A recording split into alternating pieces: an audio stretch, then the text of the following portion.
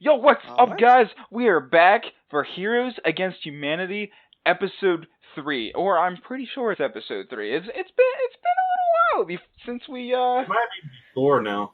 yeah, maybe 4. I don't even know. It's been a while since we've played Heroes Against Humanity.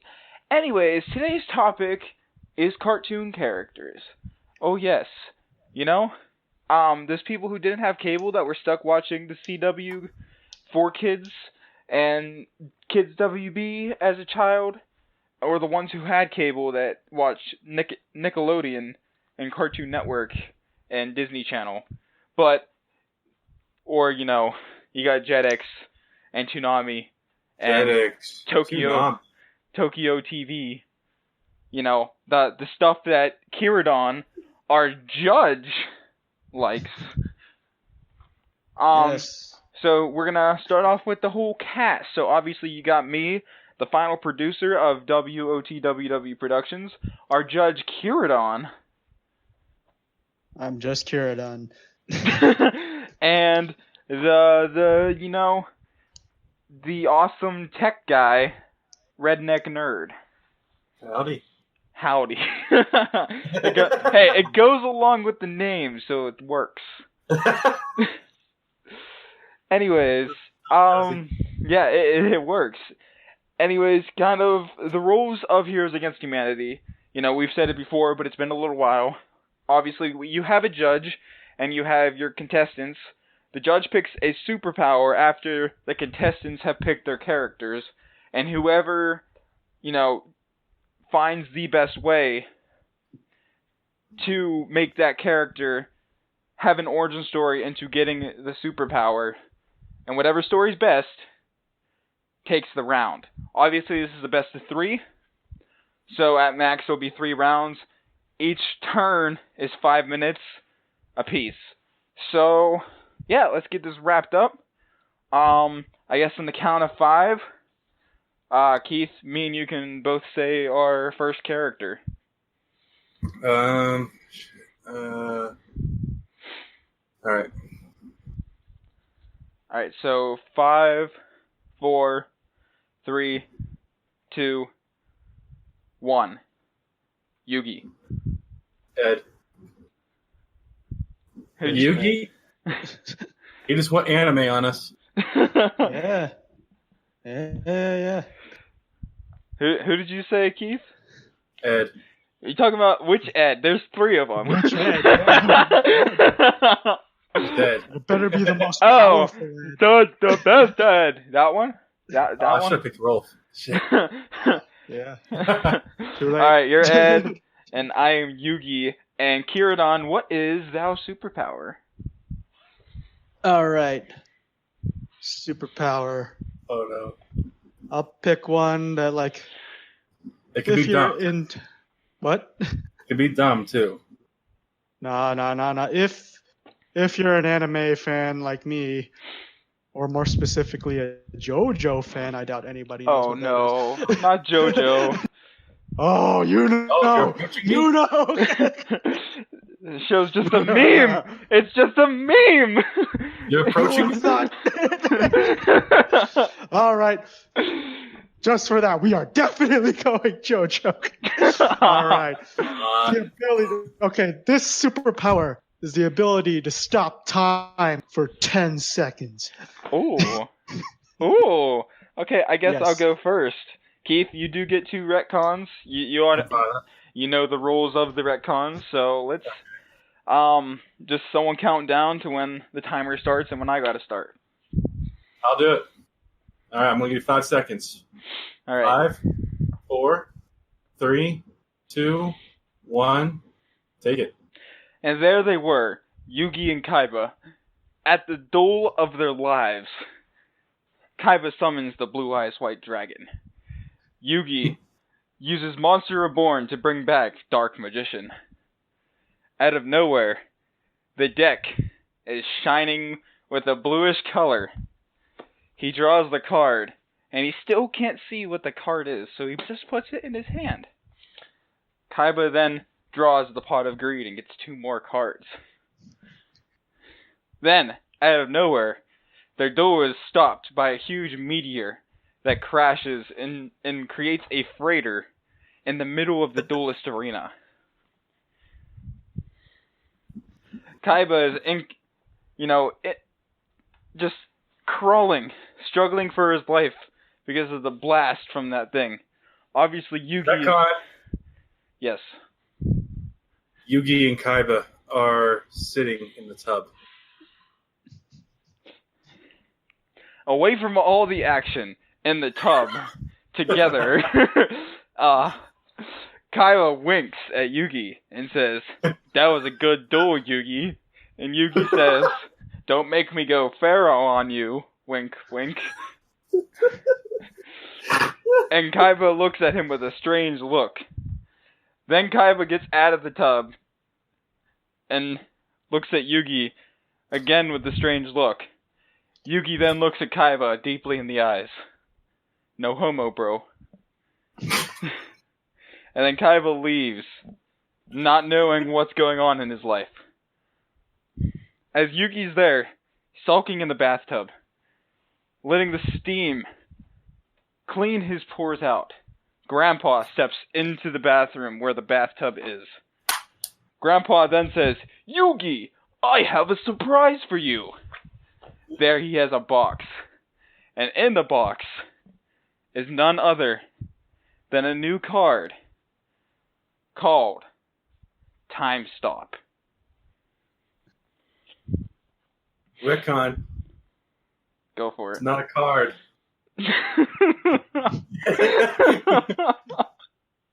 It's chocolate syrup. And there in the box is chocolate syrup. Grandpa then says, "If you've questioned your sexuality, Yugi, then try this. Maybe you could pour it down Kaiba's back when you are in the tub the next time." Yugi then says, "Grandpa, you were sick." "I'm just telling you the truth," says Grandpa. Yugi then rushes outside, and then he sees a sparkling light coming from the sky. It's Dark Magician Girl, who then pops down. She says, "It's okay to be embarrassed, Yugi, but if you need to ever prevent yourself from making a grave mistake, use this card." Yugi's like, "What is this card?" It is in fact the card Time Stop, which allows him to stop time for 10 seconds during a duel. Yugi said, "During a duel? How does this help with embarrassing moments?" Dark Magician Girl said, "It helps you cheat more than you already do." So then he decides to just start trying the card on little children duelists all around Battle City. And he starts using the card and stealing the cards out of other people's decks. And then they had the ability to stop time for 10 seconds. The end. You had 54 seconds left. Hey, I'm in the time frame. Chickow. Alright. Riggs had 54 seconds.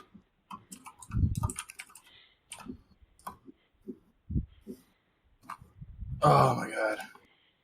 Man, you're like full blown away from just going towards like dark fan fiction, man.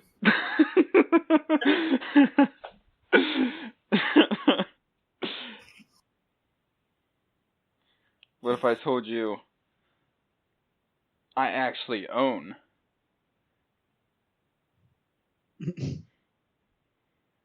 Own what? I forget what the thing is called. Hold on. DeviantArt.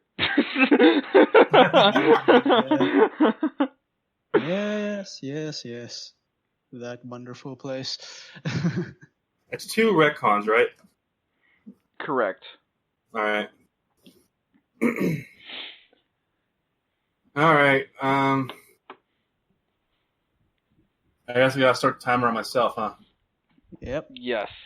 I'll count to 5 and then you'll press the button. What is it? Stop time for 10 seconds? Yes, that's the first superpower. Alright. Do you want to do the countdown for me? Yeah. In 5, 4, 3, 2, 1, begin. All right. So here our heroes are, the Ed Boys. Trying to do scams like you do every summer in the cul-de-sac. And it all starts one morning.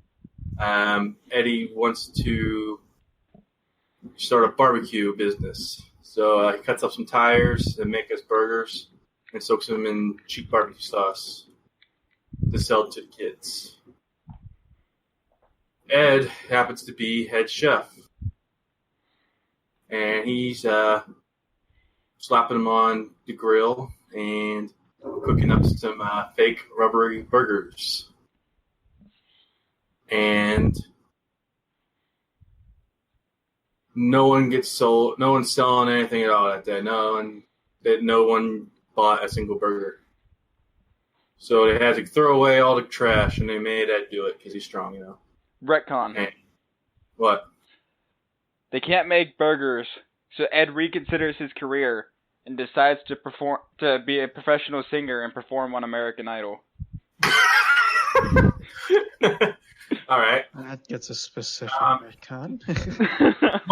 months pass, and it's Ed's big moment. It's going to be American Idol, and you have to sing. It was the heat. You have to do it in his voice. You have to do it in his voice. It was the heat of the moment. Right, he goes on stage, and Simon looks at him the same way you'd expect. And it goes something like this. He starts off with somebody once told me the world was gonna roll me. And out of nowhere, sparks rain down on Ed. Retcon. One of the light fixtures suddenly snapped. What? Retcon. It's not actually sparks that rain down on Ed. Okay. They're killer bagels from planet Gurglemite. Ed looks up, sees the killer bagels, and he knows immediately where it's from. He read his comic books. And he's like, it's the killer bagels from Gurglemite. Take cover! He tries to save as many people as he can, pushing them out. He lifts up Simon and throws him like a mile back behind the bleachers. You'll be okay, friend. And that's what it said. He picks up Randy, throws him too. He's dodging all the killer bagels. Killer bagels!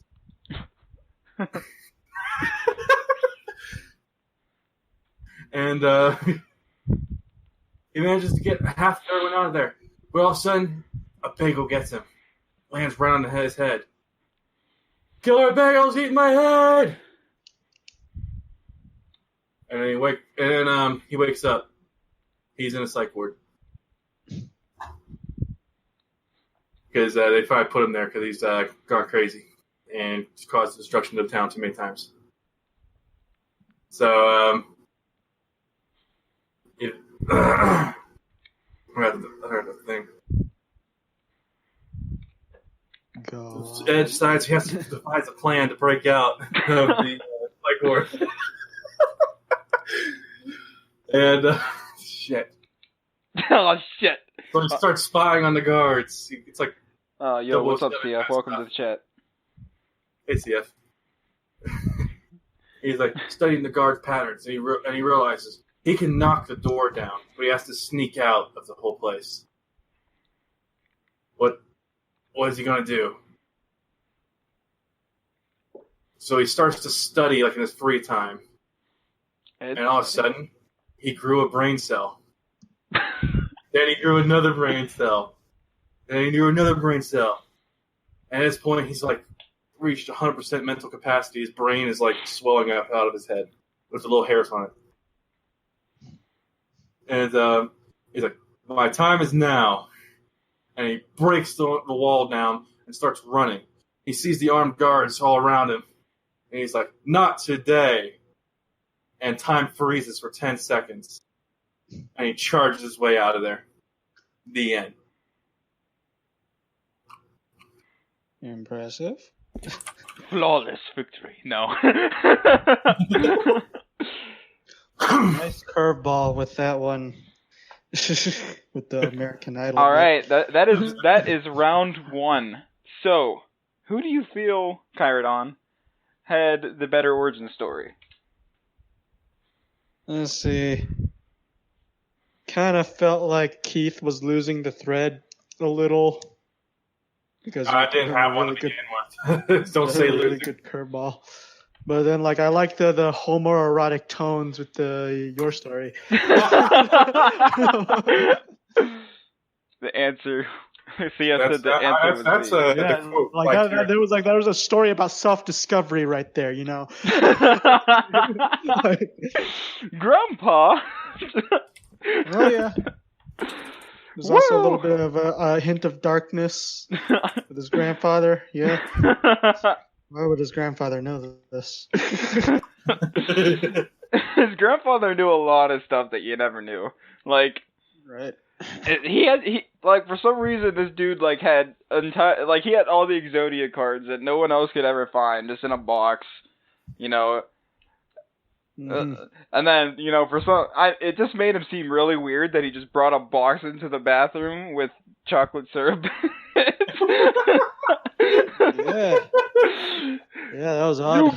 Yugi, I got you chocolate syrup. I don't know. I thought it could have went somewhere even worse with, like, depending on how he was holding the box. The package. Ooh. Mm-hmm. Stick me up in your dark side. Oh, man. Okay, so I take round 1. So that must mean Keith will go first next round. Shit. So I'm never good at this. So I'm looking at the chat currently. CF, if you were late to this, we're playing Heroes Against Humanity. So pretty much we're telling stories of how to pretty much how specific characters we're picking get a specific superpower, and whoever has the better origin story, you know, wins the round. Anyways, let's get to round 2. Keith, you got any characters in mind? All right. I'm trying to think of one. Okay, I'll give you a few seconds, then I'll do the countdown. I'm trying to think of cartoons. Haven't seen any in so long. Shit.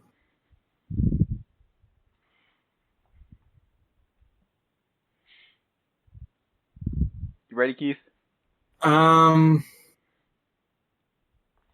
right ahead. Okay. So 5, 4, 3, 2, 1. Ben 10. Ah, fuck! That's what I was gonna pick.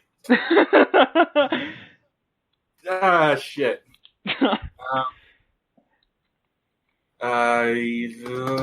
Courage, Kyradon. Okay. Muriel. Dude, it sounded just like it. Yeah.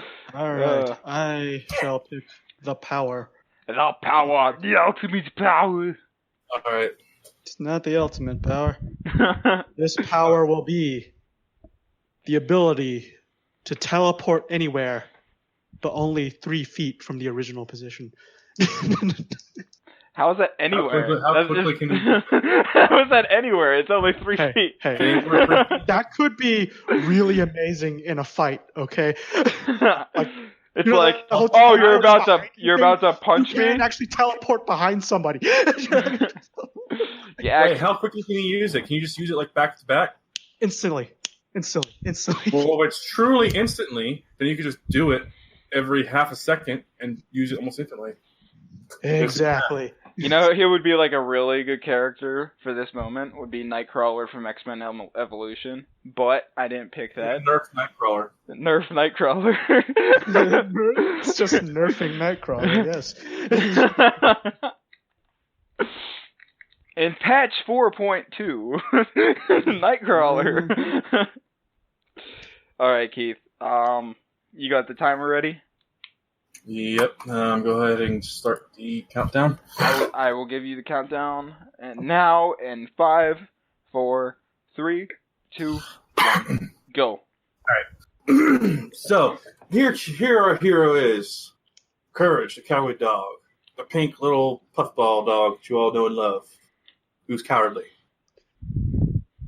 Was sitting on Muriel's lap in the rocking chair.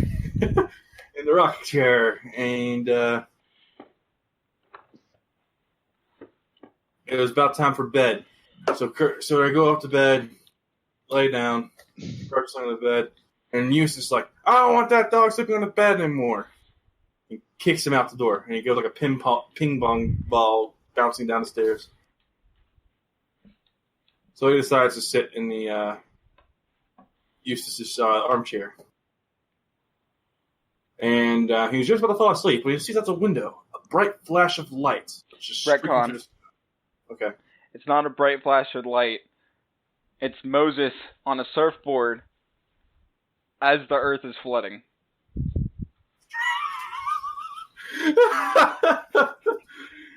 Alright. He sees this, and he goes, ah! He runs upstairs to wake everyone up. They're like, stupid dog, get out of here. And kick him back out again. It's like, wake him up. So he runs downstairs, gets a jackhammer, starts breaking away at the foundations of the house. He tries to move the whole house. He's not strong enough. And all of a sudden, the wave, with Moses on top of the wave, catching air, rushes into the house, and the house just gets pushed away, and it's floating around on top of the ocean. It's now morning, and everyone wakes up, and they're cooking breakfast, and they're like,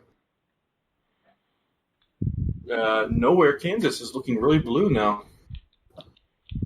And Eustace decides to go take advantage of the moment and go fishing. So he's fishing out there, and George is just dumbfounded. What could have caused this? And all of a sudden, an alien flying saucer flies in and abducts Courage.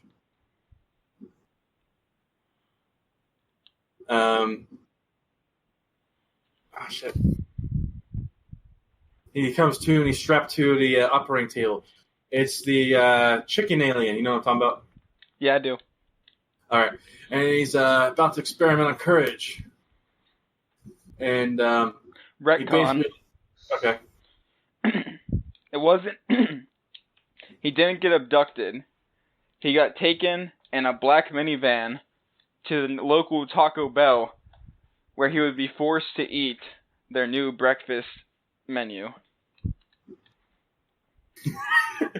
So here's Courage being force-fed breakfast tacos at Taco Bell. He's getting the shits really bad right now. And he's like, oh no, where's Muriel? And all of a sudden he hears Muriel yelling down the hall. Apparently they got her too. So he gets like, dun, dun, dun, hero strength. And he breaks out trying to, all of a sudden he's like really strong because of all the Taco Bell he ate. So he gets just really strong and buff, and he starts punching his way back down to Muriel. And there's Eustace. It's been brainwashed. And he grabs Courage. He's like, stupid dog, you made me look mad. He scares him. He scares Courage back down to small form. So he turns out Eustace is working for these guys in the black van or whatever. And now Courage is back down on the operating table. And this time, Eustace isn't going to force feed him the breakfast menu. No, he's going to cut into his brain and perform like Weapon X experiments on him and stuff. And he thinks at this point, Eustace thinks Courage is dead. He just dumps him in the trash bin. And all of a sudden, Courage is not in a trash bin. Courage now goes out and teleports outside the locked room. And she says, I'm going to go teleport to Muriel now. Tries to, he only gets to 3 feet ahead. And he does it again, he only goes 3 feet ahead. Does it again, he only goes 3 feet ahead. He does it over and over again. He's not really going anywhere. He's like, if I plan this ahead, I can do this really fast. So also, it's looking like he's lagging, like he's got low ping going across the room. Also, like Ganon and Wi-Fi. Yeah. So then he grabs Muriel, he picks her up, and teleports her out of there. You know, the same way as before, like lagging his way out. Gets all the way out and takes her back home, and they're sitting there on the ocean. The end. That was literally 0 seconds right there. Wow, you got it on the bill. That's like... That was on the bell. That was like... Wow, that was tough. Yeah. Hey, you worked well with what you had, though. I mean... Yeah. Mm-hmm. I'll give you that. Alright. Whew. Give me the countdown when... Alright, I'm starting in 5, 4, 3, 2, 1. Take it. So, it was just a normal summer day. Ben Tennyson was on vacation, and they were just cruising down the highway in Florida in the RV. It was only Ben, his grandpa, and Gwen. And out of nowhere, an explosion's heard outside. Ben immediately jumps up, excited, and sees just a big ball of smoke with people running everywhere in a whole bunch of directions on the main highway of all places. So Ben decides to say, "This is a job for Stinkfly," and then turns into Stinkfly and jumps out the window. Okay. The FBI kicks down the door and arrests Ben, throwing him in the back of a van, and they throw him in a maximum penitentiary for violating the Geneva Convention. He cut off his arm in the process. That's one of the Omnitrix. So, there Ben is, alone and sad, in a locked cell, below the White House, where no one else could ever access Ben. Out of nowhere, a huge dynamite explosion breaks down the brick wall where Ben is alone with a decapitated hand. There is Kevin 11, who's extremely angry and wants to kill Ben Tennyson. Then, all of a sudden... Retcon. Okay. It's not Kevin 11. It's Billy Mays from the Dead. Okay, I don't know who that is. Billy He's Mays. the fucking OxyClean guy. Oh! How dare you? Okay, there the OxyClean guy is. He's wanting to kill Ben Tennyson. And out of nowhere, Gwen comes to the rescue and uses a spell and says, "Teleportidus." And then Ben teleports outside of the penitentiary. But he's stuck in the wall, and nobody knows why. It's because he could only go 3 feet. Gwen then tries the spell again. Ben then teleports again, 3 feet. But he does get outside the wall. But what they didn't know is he was very high in the sky. Out of nowhere, Kevin 11 does show up finally, and wants his revenge against Ben Tennyson, but then sees that he only has one arm, and his other arm does not have the Omnitrix. He's then salty that he can't get a fair fight. So then, Kevin 11 goes on a rampage, breaks into wherever Ben's hand was, and glues the hand and the Omnitrix back on the Ben, and then Ben hits the button on the Omnitrix, but since his arm was decapitated, it acts all retarded, and he just starts teleporting 3 feet everywhere, and he can't control it at the end. God damn it, he won that one. Yeah. I'd say that. Oh my god. I kind of thought like Keith's story could have actually been an episode of Courage. That's what I'm going for. With Taco Bell. Yeah. Well, the Taco Bell part was a bit of a curveball, yes. but Thinking of shit. I feel like he is literally just pulling it out of his ass. Well, Taco Bell we're talking about here. Yeah. I think Keith gets a half a point for working with the retcons that I've thrown at him. Yes, he does. But 0.5 right there. I take the championship. All right. All right, you know what? Let's do one more. Just be safe. Okay. Bet. We said we're doing 3, and how long have we been doing this now? I don't know how long. I think like maybe about what? Maybe almost a half hour. Maybe.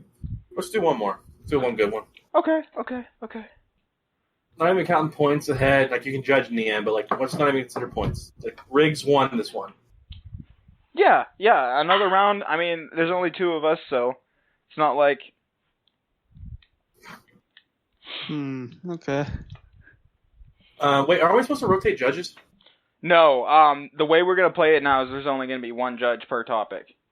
Okay. Yeah. All right then. Let's see. Unless you want to give Kyradon one, since you already won. No, I'm kind of like multitasking at the moment. Nope. All right, we'll let him judge. All right. So I'll count to 5, and we'll come up with give me 10 seconds at least. I think. Okay. I'll count from 10. Okay. Okay. So 10, 9, 8, 7, 6, 5, 4, 3, 2, 1. Master Splinter. Okay, we got Fat Albert and Master Splinter. Keith, okay. Since I won last round, you go first again. You go first. Okay, I'll go first. God damn it. Okay. Alright, Kyradon, hit us with You the better have superpower. some good fucking retcons, Keith. I'm gonna have to admit, your retcon game is kind of weak. I mean, come on, look, you just like fucking fucking getting your face shoved with Taco Bell. Like, who saw that coming? Or the American Idol performance. I mean, that one's like the most curveball one. You were stuttering trying to say that one because you were just making it up on the spot. I could tell. I would. Okay. That's kind of point though. Okay. Okay. What is thou superpower? All right. Let me just.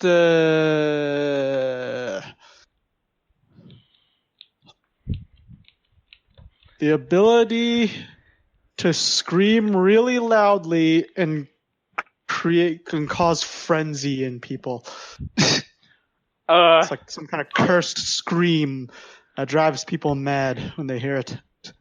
Okay. So it's basically like that one shout from Skyrim. So like Banshee from DC Comics. Sure. Okay. Keith, whenever you're ready to give me the countdown. Alright, starting the countdown in 5, 4, 3, 2, 1, go. There were the boys, the good old Ninja Turtles, just chilling, eating pizza, playing video games, just doing their own thing. And all of a sudden, Master Splinter, our protagonist, shows up to the scene. Turtles! There is a mission. I believe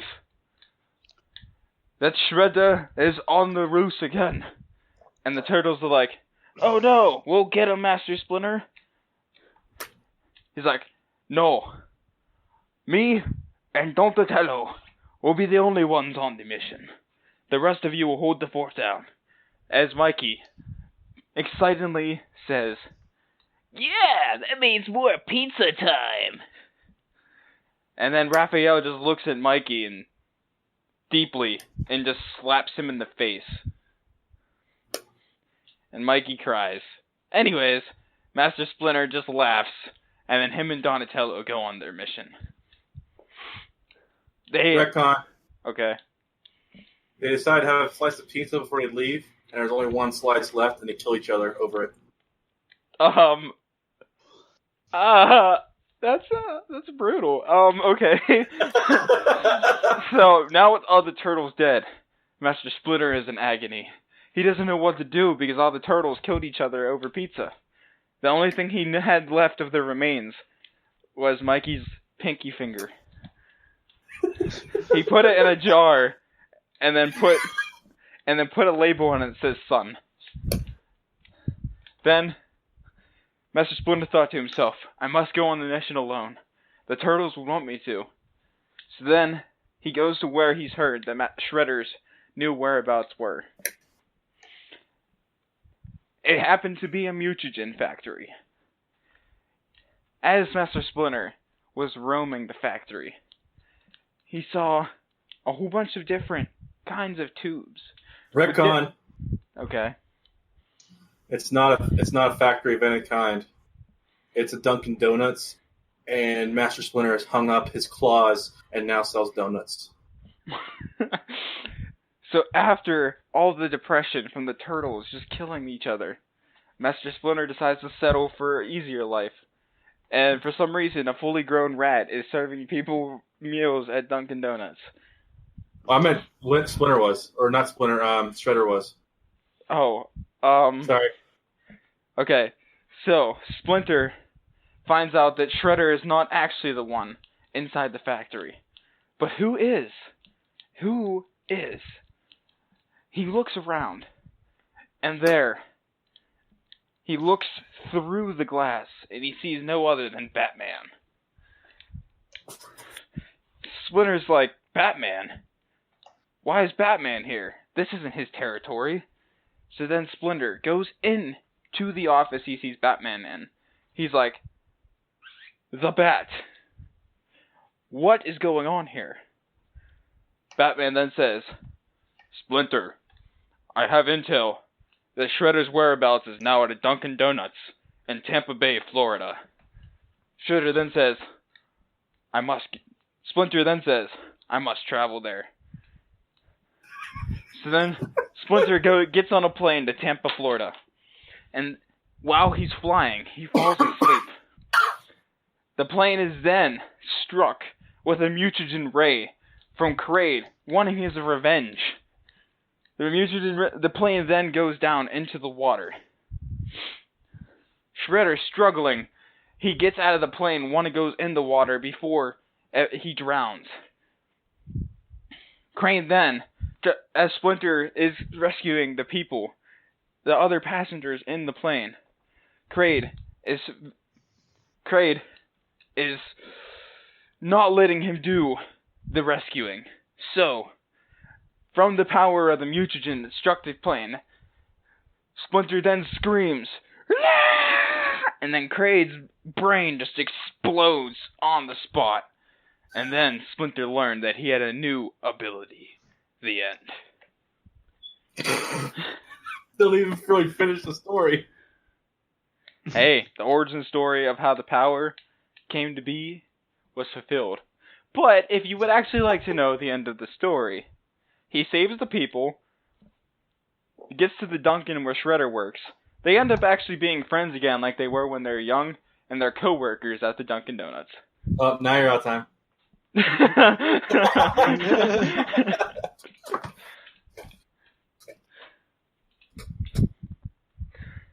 Oh, shit. That was pretty good. Now that was a good twist. You were stretching there a second ago. That was pretty good. Like, that really was. I didn't expect it. Don't kill your characters. Kill everyone else around them. Yes. No, not to be turtles. That's racist. Oh, man. That was good. That was good. All right. Give me a countdown. Who's your character again, Keith? Fat Albert. Okay. Hey. Okay. I'll be doing that a lot, just so you know. Alright. Alright, Keith. Please. And 5, 4, 3, 2, 1. Begin. So there's Fat Albert, and being drawn on a page. And Bill Cosby's there doing his thing. Oh, he's in jail now, by the way, too. But he's still drawing out his skits for future shows that may or may not ever be on TV ever again. And he's drawing him, and he's like, before I came in here, Marvel movies were all the rage. I'm going to give Fat Albert some cool powers. So he starts... Retcon. He doesn't decide to give Fat Albert cool powers. He decides to make Fat Albert extremely into CrossFit and a gym junkie. So he does nothing but compete in lifting competitions. All right. So several pages later, Fat Albert is no longer Fat Albert. He is Fit Albert. Swole Albert. So Swole Albert, enjoying his new life in the gym, drinking his protein shake.